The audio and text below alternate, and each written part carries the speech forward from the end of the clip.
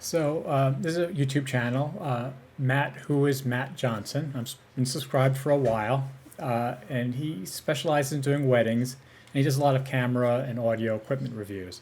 And he did a review called the Tascam DR10L Pro Review, the recorder you need. Okay, so well, you could already see like he's into pumping equipment and stuff like that. No problem. We all got to make a living. But he makes a claim in it that with Tascam's new 32-bit audio, 32-bit float audio format in the recorder, that you don't need to worry about setting your gain. You don't need to worry about clipping because there's such a wide data space that you don't need to worry about it. And I'm going to explain why he believes that, and I'll also explain why he's wrong. But why he's wrong is going to take some time. But if you're interested, big enchilada that we need to talk about with the DR10L Pro, and this is an upgrade that I'm sure you saw coming. Yes, just like many of Tascam's other new recorders and recorders from their competitors like the Zoom F2, the DR10L Pro now supports 32-bit float audio recording.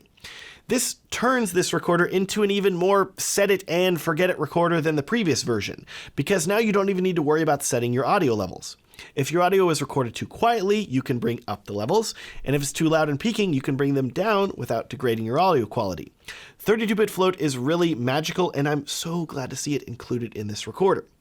What's great too is that while I would never really recommend the reason he believes it is I understand what he's thinking about, right? So you have an audio signal, and then it's analog, it's a bum bum bum bum bum bum bum, right? And then you quantize it into digital audio, and the way that's done is you basically sample.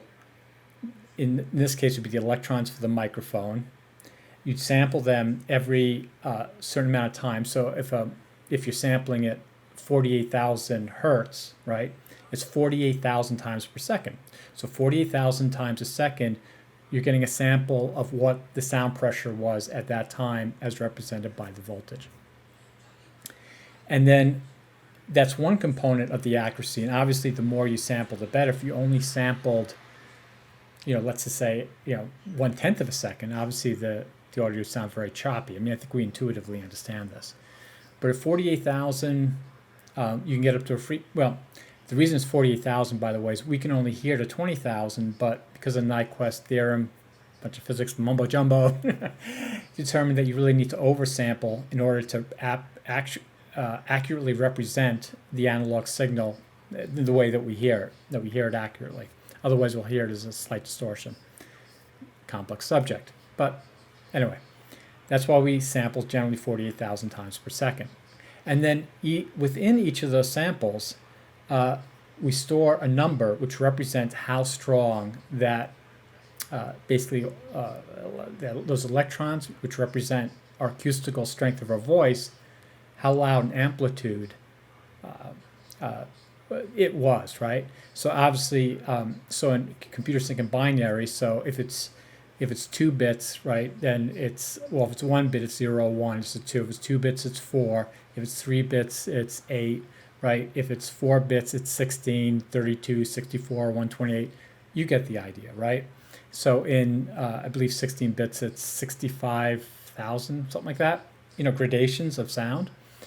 And here again, right, the more the better. Because one misconception I think many people have is they think that when they're recording audio, that they're recording waves or frequencies. They're not. There's absolutely no waves or frequencies in an audio signal. You probably don't believe me here, but you have to think about this to understand it. Remember, the microphone that's hearing me now, the sound pressure is coming out of my mouth. It's just a linear stream of sound molecules with pressure. And those pressurized molecules are hitting the diaphragm, the microphone, moving it back and forth, right? They either move it very far or very far back, right? Because the sound pressure creates a high pressure and a low pressure system in a sense, right? So it's vibrating. There's no wave there, right? It's just vibrating in time. Every thousandths of a second, million, however you want to cut it, right? It's just an electron hitting this thing. It's just in a straight line. It's linear. Audio is all linear. When it comes to what we're saying and how the microphone is picking up, it is a linear line of changes in air pressure, which the mic converts into voltage pressures, right? There are no waves. Waves are something that we graph later on with that data, okay?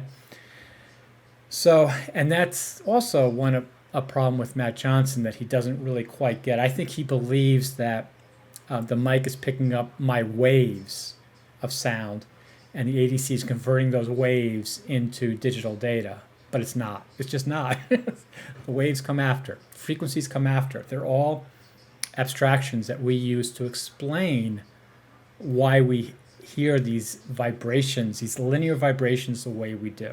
Okay? So in his mind, it's like, okay, well, clipping happens when the amplitude is higher than your bit depth. Because remember, the bit depth, like how many gradations of amplitude you're recording at any given point in time, and in our case, it's 1/48th of a second, 1/48,000th of a second. So we're doing these amplitudes, right? So in that little sliver of time, if I said nothing, right, it would be a value of 1. And let's just say my voice now is at a value of, well, again, it all depends on what we scale it. But let's just say we're only scaling it at 128 gradations. And my values are basically around 60. So my voice is around 60. And all of a sudden I shout, and that gradation, according to how it's scaled, how that memory bit is scaled, is now above 128. So if a bunch of my screaming is a bunch of 128, it's going to see everything as a 128. That's what clipping is. Clipping is where you're getting a gradation of sounds, of air pressures, above a certain point that you don't get how they're separated. They all end up at that top bit, right? So the top value of your memory space. Okay, I can put some real numbers. So in the original DL whatever that Matt has, it's 24 bits, right? So it can record each 48,000th of a second, 16 million gradations of audio pressure, of sound, of amplitude. So what he's thinking is, okay, well, if I'm talking in a regular voice around, let's say 8,000, and then all of a sudden I start screaming and I'm going from, let's say 0 to 20,000, then those top 4,000 or 4 million, let's just say, values will now end up all being represented at 16,772. But what if we go to 32-bit float? Now, 32-bit float, by the way, is another wrinkle to it. It's a float. It's not an actual linear number. It's an exponential number. And it's, so much of this stuff is just, yeah, I mean, it's just, you really have to understand, you don't actually have to understand the details, but they do this stuff to confuse you. But just take it, let's just assume that this is a linear number. It's not, but let's assume it is, that we have a 32-bit linear number of 4 billion. So now Matt's thinking, okay, well now everything above 60 million, if I now have a choice of up to 4 billion gradations, it won't clip. I understand where he's coming from in this, and it's what I would assume too, if I didn't really research and think about and learn the history of audio and this stuff, is what I would think too.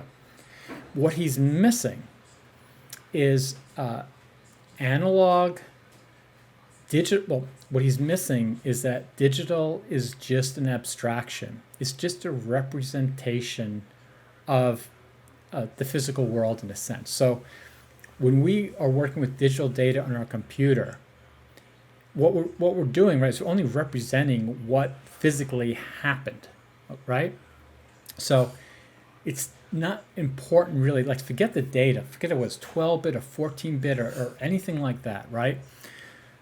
When I'm speaking, if I'm speaking in a regular voice, we want to be able to digitize that so we can take that digital signals and recreate electrons that would go through an amplifier and go to a speaker, and the speaker membrane would vibrate in the same way that I'm vibrating right now, and then my microphone is vibrating. In fact, you can take two microphones, string them together, and you can talk in one and hear yourself in the other, because it's the same principle. So that's the goal, right? Is we want to speak, and we want how whatever bits we have to quantize whatever different sound pressures that we're hearing, right? So they've measured this, and they determined that we can basically, let's say, hear again up to like 20 megahertz, okay? And we don't need any more bit depth.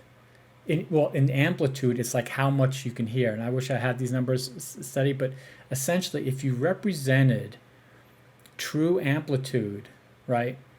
If in real life, let's just say somebody's speaking to their microphone, right? And they started shouting and it was clipping.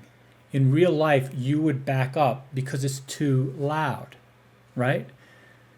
And that's what many people will point to say that people who say 32-bit prevents clipping don't really understand what's going on, because if you use the full dynamic range of 32-bit, for see what I'm saying? Like if you said, okay, 0 is quiet and 4 billion is this sound in, if we this gradation up all possible sounds, that as you got above 16-bit or 24-bit or whatever, I actually don't know what it is, that sound would kill you, right?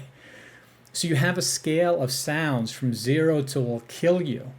Do you need that? Do you need the sound above where the person would actually step back if you're talking too loud, or a sound that if you recreated it would kill you? No. So why do you need the data space up to the point of where it's going to kill you? You don't. It's why you don't need. It's why they have basically 24-bit is the highest that any normal person would use, because the rest is like theoretical. So that does not solve the clipping problem. Again, the issue is that Matt thinks that, okay, if I have enough of a scale, when somebody speaks that loudly, I will be able to capture it in my scale. But the truth is, if you did capture it, you would step back from your computer or your phone if you were listening to it. If it accurately represented what that person was saying, so if you did that, would you want that? If, as a video producer or audio producer, would you ever want that? No. None of our equipment is set up that way. It's set up with the way. They don't come out with stereos that will kill you with the sound. I'm sure they could, but they don't. Nobody wants to die. Nor does anybody want to have their eardrum blown out. So it's not a data issue. It's just not a data issue of bits, of whether something clips or does not clip. What it's a matter of is the analog signal, where you're setting the gain in the analog. If you set that properly, then it won't clip. In other words, there's plenty of dynamic range within 24-bit, let's just say. I showed you it's 16 million. 16 million gradations are enough to pick up, to properly resolve all speech and probably music. So it's already there. You already have the data necessary to replicate what somebody said. Even if they're screaming, you have it. Even if they're screaming, you have enough data to represent it. Your problem actually is that on the analog side, the microphone can't do what you want it to do.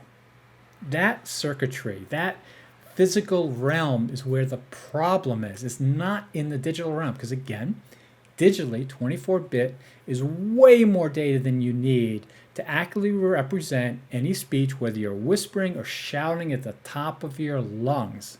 It's not there. Okay, relax and let's go on a little adventure.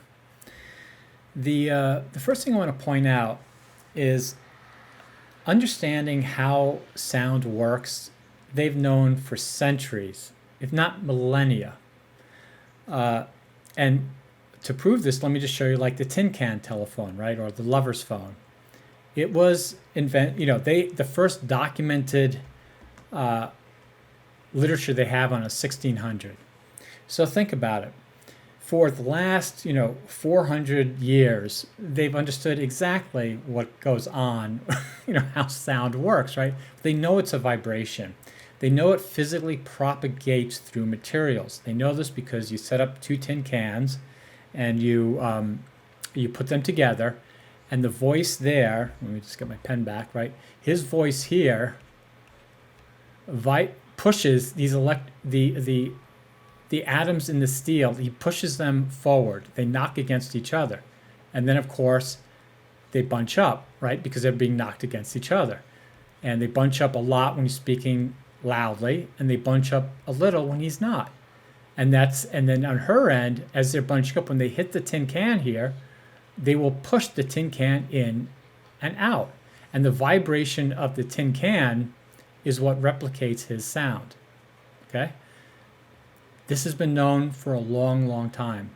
And I think what annoys me about many sort of experts like Matt who talk about this stuff is they won't even go look at the history of how audio works. If they did, maybe they'd understand more. It's just, to me, these are the giants. The people, the scientists, they weren't even scientists at the time. They're just called like nut jobs. The people that figured this out 400, 500 years, geniuses. Like, the Fourier analysis, right? I mean, this guy did this long before computers. Like, head exploded. Okay. So I just want to make the point that we've understand how audio works for a long time. Now, this is an analog to digital converter, and I want to show you something here. So I'm going to go into how they work, but what I show you is that from an engineering point of view, from somebody that is technically building the devices that record audio, or anything that you're doing with audio on your computer, that, again, the math they've understood for a while. Okay, there's a quantization error. There's dithering. There's accuracy. There's nonlinearity. There's jitter. There's a sampling rate. There's aliasing, oversampling, the sliding scale principle, relative speed and precision, the RC charge time. Now, direct conversion, blah, blah, blah. There are many different ways of converting an analog signal into a digital signal. And let me just go down here. You note this. It's a curve, but it ends up as a square. All digital audio, again, is a representation of an analog signal. It is not complete. It is theoretically incomplete. It will never match the original. But, of course, it comes close, and in the real world, we don't notice it. I mean, I don't care. So the key parameters to test an ADC are DC offset, DC gain, blah, blah, blah. So I just want to point out, if you were to get into this field, just ADCs alone, the simple taking the audio signal from a microphone and converting into a digital is a whole complex, deep world with tons of approaches and trade-offs. Like, it may be good for this type of sound, but it's bad for for a different type of sound. There's no perfection. You can spend all the money in the world and no ADC is going to be perfect. It might be better for some things than other things. But the manufacturers don't really go into it because it's like splitting hairs. Like, you really just can't hear the difference. But I just want to show you that, again, there are many problems for all ADC makers, and that there are many ways of doing it. And I'm going to explain the most simple way. That's probably they all share in this way, because I can't think of another way to do it. If you know a different way to do it, explain in the comments. Oh, by the way, for anything that I'm saying, if you disagree. And here they're just showing the difference in reference voltage to the voltage that you want to get. So let me find the. Let me point this out too. Analog is related to or being a mechanism or device in which information is represented. Remember, information is represented. It is not what analog is. I mean, the information, the sound, that's what you want. You want to replicate somebody's voice or music or whatever. Yes, that's what you want. You want that information. But that information is represented by continuously variable physical quantities. In other words, electrons when we're talking about audio. yes, I mean, it starts out in vibrating air molecules. Those are the physical quantities. So the variable physical quantities of air molecules hitting this microphone are converted into continuously variable physical quantities of electrons. Okay, you got that? Again, there's no waves, no frequencies. This is information that we later use these physical quantities to represent. Okay, so here's a diagram of a simple ADC. And I'm going to explain how I would explain it, because even this I think is a little bit too complicated. So remember, we have our audio. I'm speaking, I'm pushing the air molecules, and then they're pushing against the diaphragm of the microphone, which is in a magnet. And as you know, if you've taken physics, you can convert magnetism into you can convert. I try to get rid of this little box. You can convert magnetism into an electrical current. So the capsule of every microphone, some are a little bit different, but whatever. Every microphone, it's some variation of it's moving and it's changing an electrical current. Either creates electrical current itself, or it's given a little bit of electrical current, phantom power, to work with. But whatever, it's taking this current, and as my molecules hit it, it pushes these electrons, and the electrons start to bunch up. So if I'm not saying anything, maybe it's just one electron here and there, and then as they start talking, they start bunching up, right? Because these are just the air pressure. So we could just represent this as, let's just say I just clapped 3 times, or I just cleared my throat, right? So this would be loud, right? And this would be soft. So we might quantify this as this. I should have put some little ones, right? And then obviously this is in the actuality, these electrons are happening so fast. There's so many of them. Again, we will basically sample them 48,000 times, a second, to get these values. We can't possibly graph real-time audio data. That's the other thing you have to realize when you're seeing, some graph of something. What they've done is they've taken the past, let's say second, right? They've averaged everything out. But if they truly expanded this little, like the 48,000th part of this graph, it would be a lot of data. So remember, this is always just an averaging of many data points in a second of time to sort of make it represent what we're hearing. All right.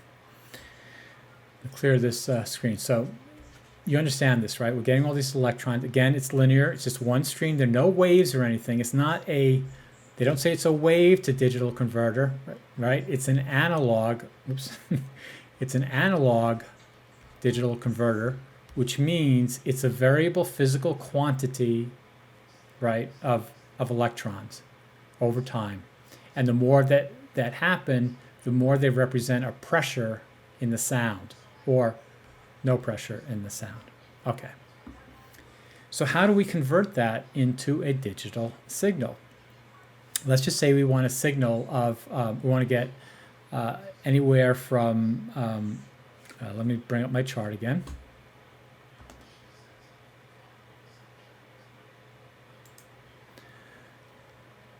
So we want to gradate, have for our sound, let's just use the 8 bits. So we want to capture our audio in 8 bits, which is I think what the telephone companies use, something like that.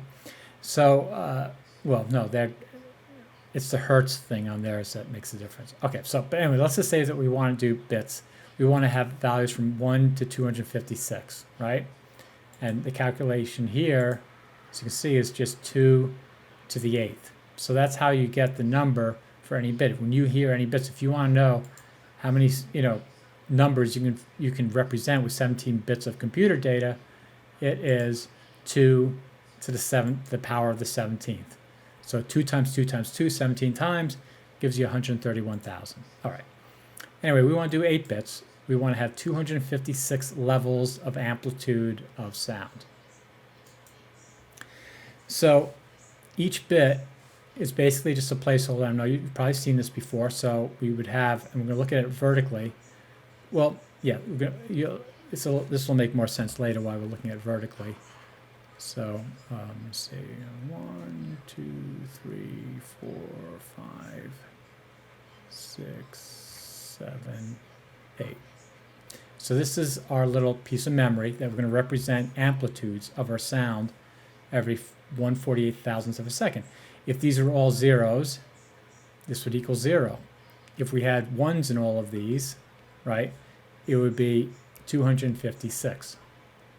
So that's how it works. I mean, it's this is, well, it reads right to left, but I'm not going to belabor that. You've probably seen this before. So, generally you'd have zeros or ones in everything. All right, we want to get our amplitude from 0 to 256 from a microphone into our memory, or into our 8-bit memory, which equals a byte, or it's 1 byte in computer talk. All right, so remember, we have all our electrons coming through our wire from our microphone that represent our voice. We want to put it into here. So how do we do that? Well, I mean, it'd be nice if there's some magic thing that could just look at electrons and count them and say, oh, well, I see 5 here, so put 5 over here, or I see 7 here, but it doesn't work that way. So they come down a wire, and they actually amplify it a little bit first, but let's just pretend that they're not, that they just come the way that they are.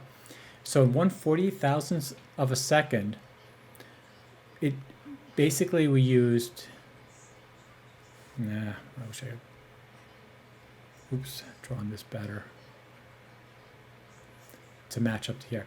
So we get a bunch of electrons. And let's just say we get 1 electron. So we get 1 electron, it goes here, and then it writes a 1 over here, okay?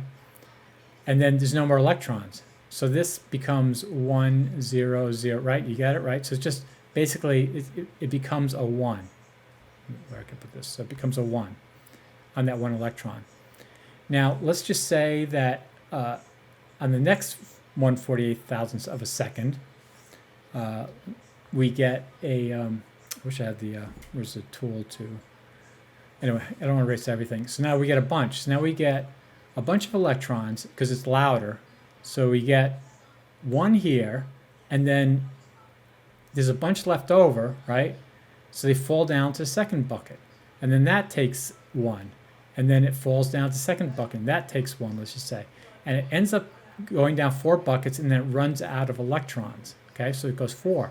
So now it's 1, 2, 3, 4. So now it's 4 bits into our 8-bit space. And what does 4 bits equal? Well, I'll just look at the max of 4 bits.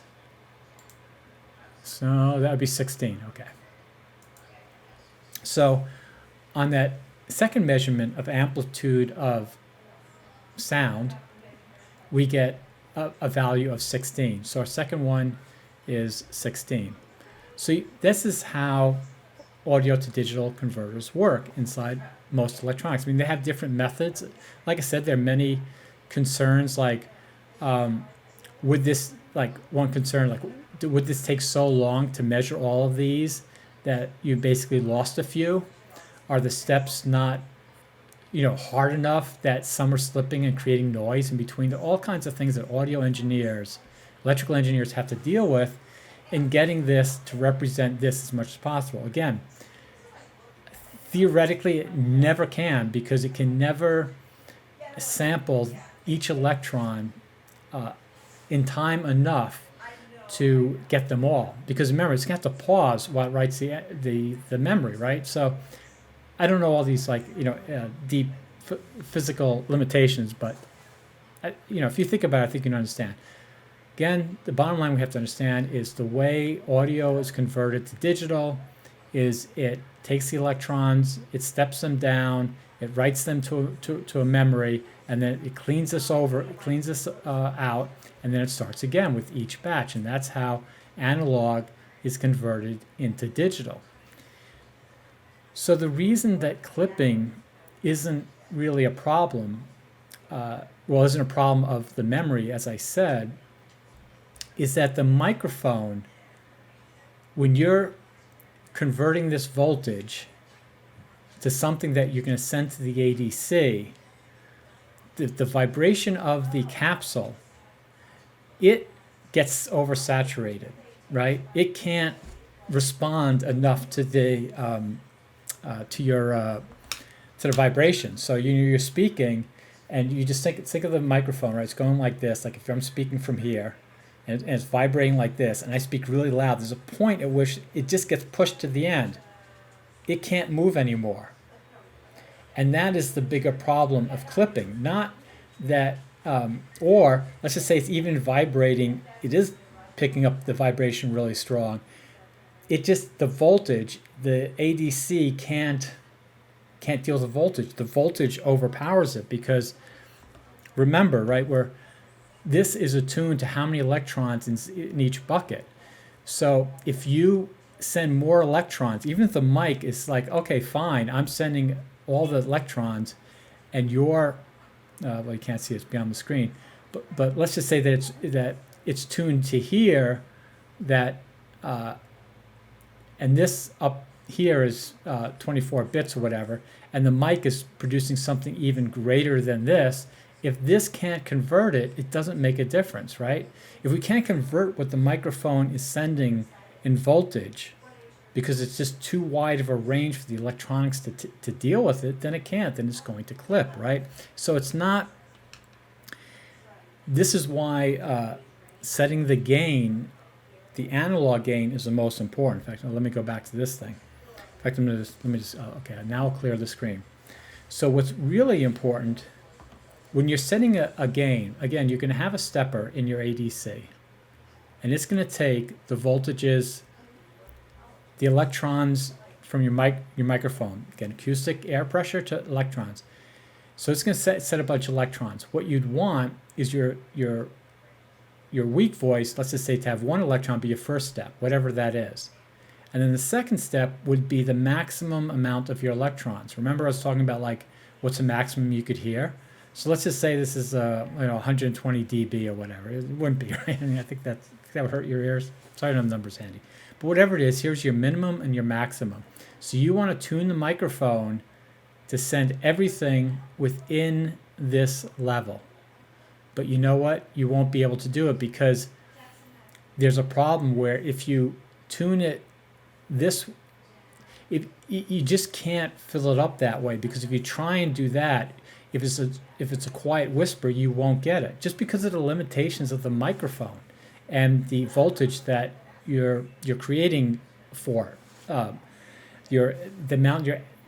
because the current from the microphone is too small. You actually have to amplify it, and when you amplify it, you create a little bit of noise. Again, this is a rabbit hole. I'm not going to go into it, but the bottom line is that you sort of have to add a little bit of fake noise to a small signal to get it up to a point where you're going to measure it as 1, and then you can go down to the loudest sound.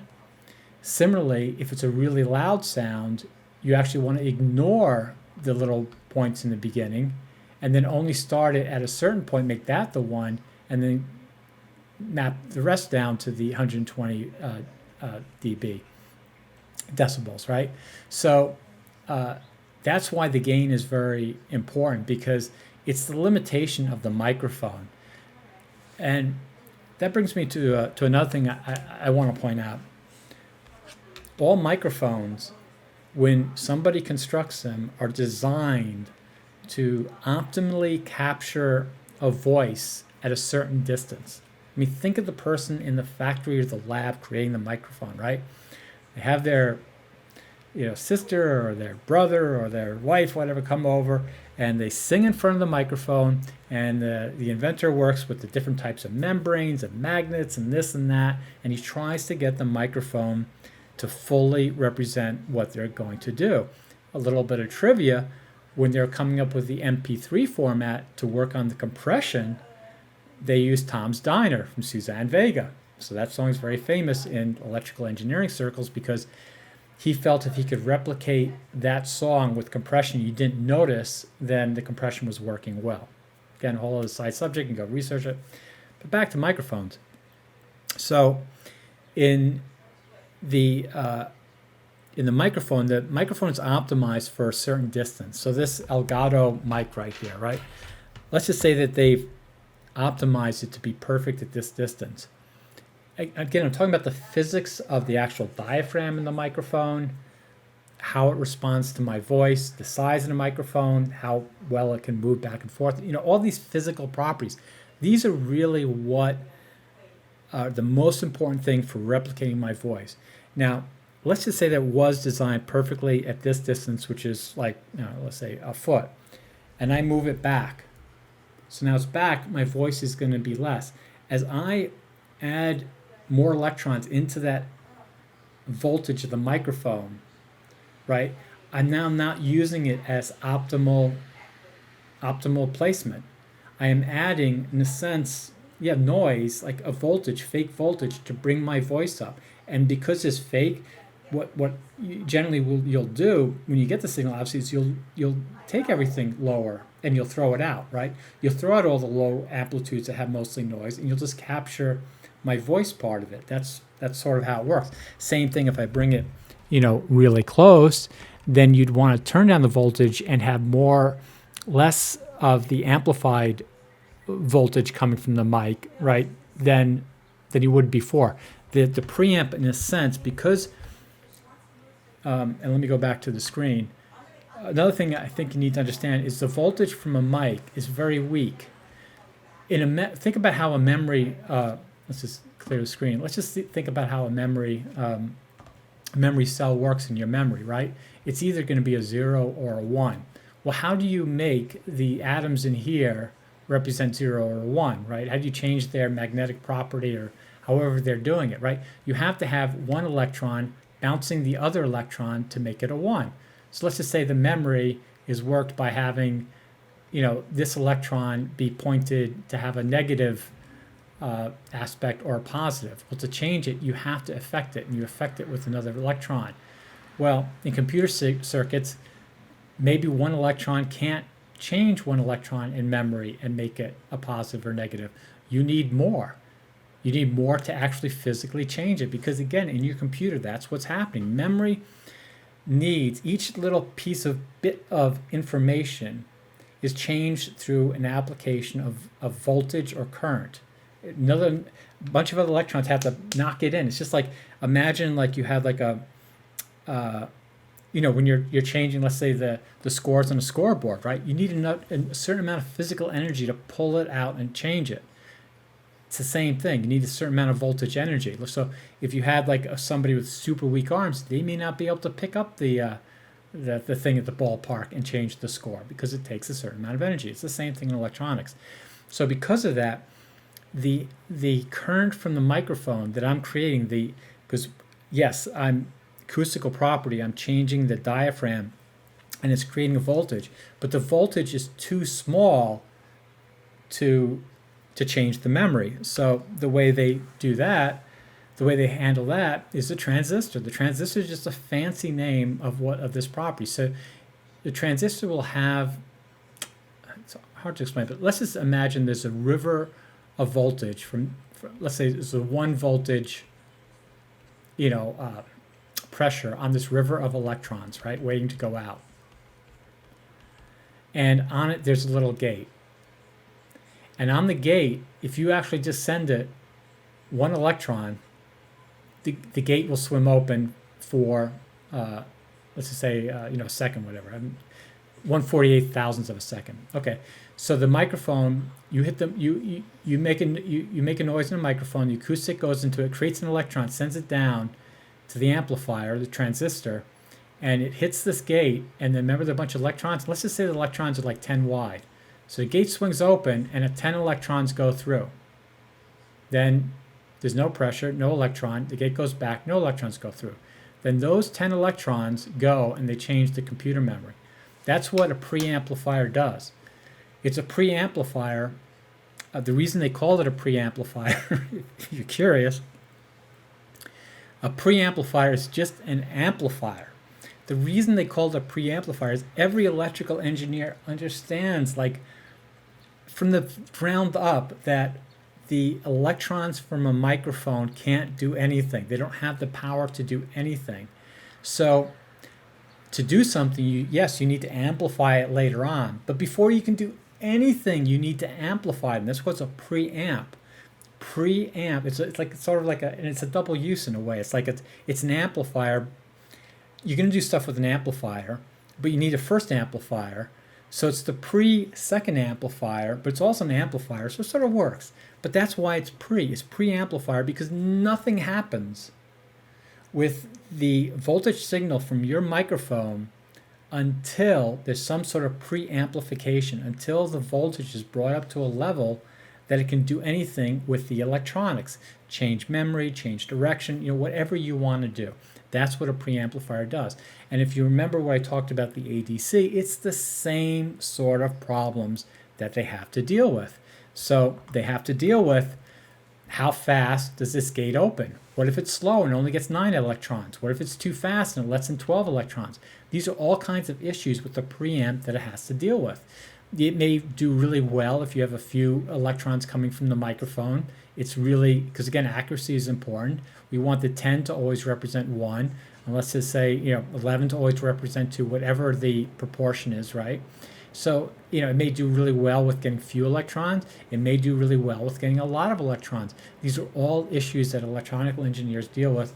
Again, I'm not one. But this is my understanding from the reading. Put in the comments if you think if you're an electrical engineer and you think I've screwed it all up here. And also go read my description. I'll put it in there if I'm wrong. So anyway, that's what's going on. So it's these issues that Matt doesn't get, and a lot of people on YouTube that talk about this equipment that they don't understand. The analog realm is where everything happens, important. The digital part, that's like, it's child's play really when you get to that part. In my mind, compared to like what we can do now with computers, like compared to what these original people had to figure out hundreds of years ago with acoustic waves, electronics, radio frequencies, all this stuff. These are the people like, okay. Anyway, I think I've spoke long enough. I hope you understand. To recap, the bit depth in audio has nothing to do with clipping, because it already has, even 24-bit, you already have plenty of memory to save any conceivable sound you would ever reproduce. Therefore, the problem is in representing the analog signal from your microphone before you even write it to memory. And that you run into problems of whether the capsule can vibrate enough at very high amplitudes or low amplitudes, how responsive it is, all kinds of these issues, how quickly it does it, the frequency. These are the issues that really impact whether you're going to get good audio.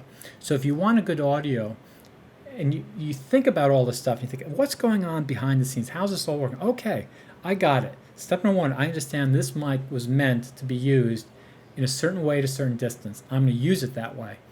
And if I want something different, I'm going to get a different mic if that different mic is meant to be the way that I'm using it. So, this would be used this way as a condenser mic. If I was doing a podcast, I would get a dynamic mic. Again, it just works if you want that sound, because it's an analog. It's the analog thing that makes mics different, okay? So I understand that. I'm using the way that I want to use it. If I'm going to use it in a way that it's not meant to be used, or I'm in an environment, let's just say, that's really noisy, and I need to deal with that, then I'm going to adjust how I use the mic and how much amplification I'm going to send it. Generally, you never want to send a mic more amplification than it's designed to use. Again, the engineer this is my thing about the SM7Bs that so many people get wrong. The engineers made that with an expected amount of preamplification to get the optimal sound, and that's the way you should use it. If you're going to amplify that signal more, understand why and how much you'd want to do it. If you can use the mic in the way that it was designed, use it. If not, don't think you're going to cheat it. Don't think you're going to cheat making the SMB7 sound the same at 5 feet away as you would a few inches away. Through all kinds of computer post-processing, this and that, cloud level, you're not. You're just simply not, for all the reasons I explained. So set your gain.